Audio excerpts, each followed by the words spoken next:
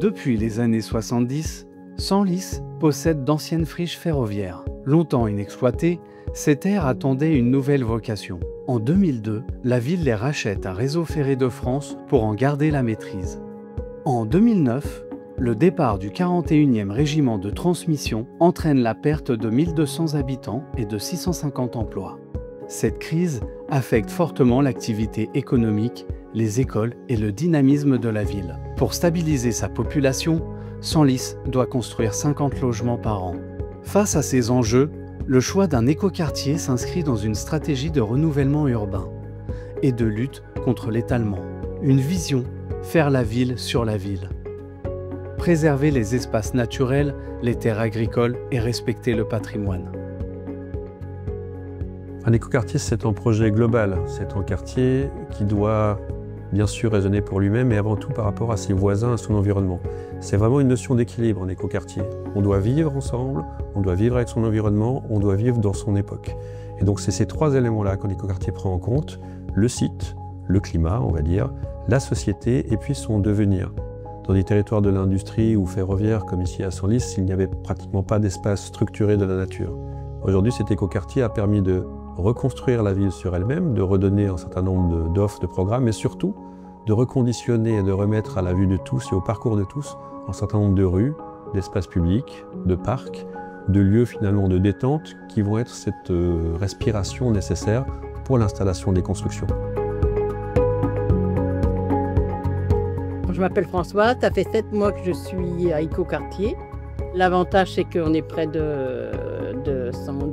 centre de Senlis, c'est calme, les voisins sont très très bien. Tout l'environnement, on peut aller se promener, les enfants ils sont tranquilles. Alors moi je m'appelle Eric, je vis à l'écoquartier depuis maintenant 2 ans. Le calme, pas de voiture, l'avantage.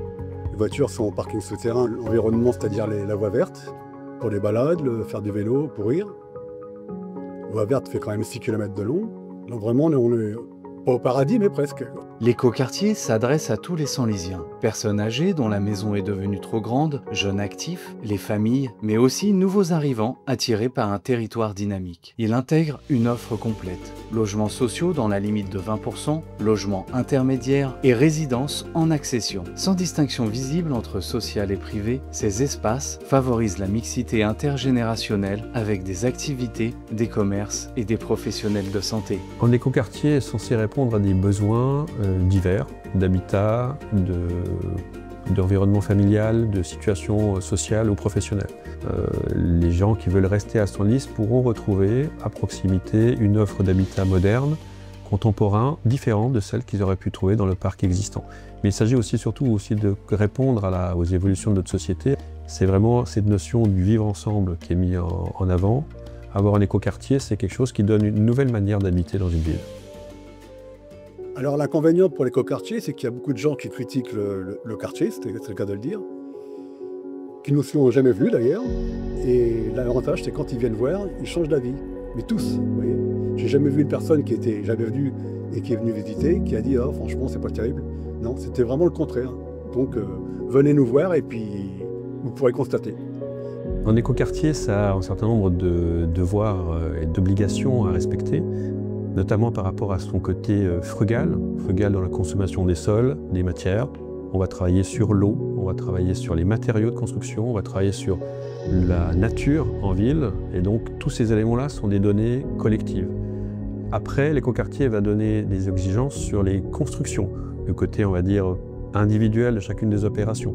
La qualité thermique, la qualité du logement, la qualité des espaces de vie, tout cela pour arriver à une exigence de travail ou d'habitat qui soit à des normes supérieures à ce que l'on a aujourd'hui. Construire l'avenir, c'est aussi revaloriser l'existant.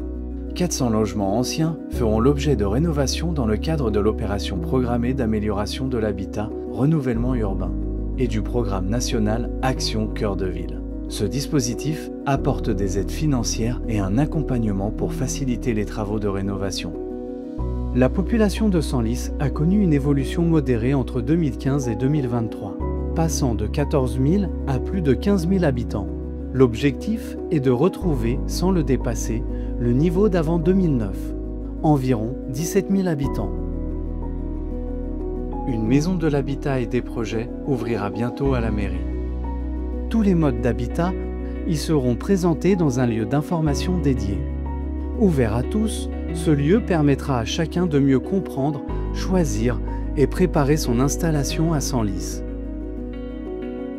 Senlis ne construit pas pour grandir, elle construit pour demain, pour mieux vivre, ensemble, pour une ville équilibrée et un avenir partagé.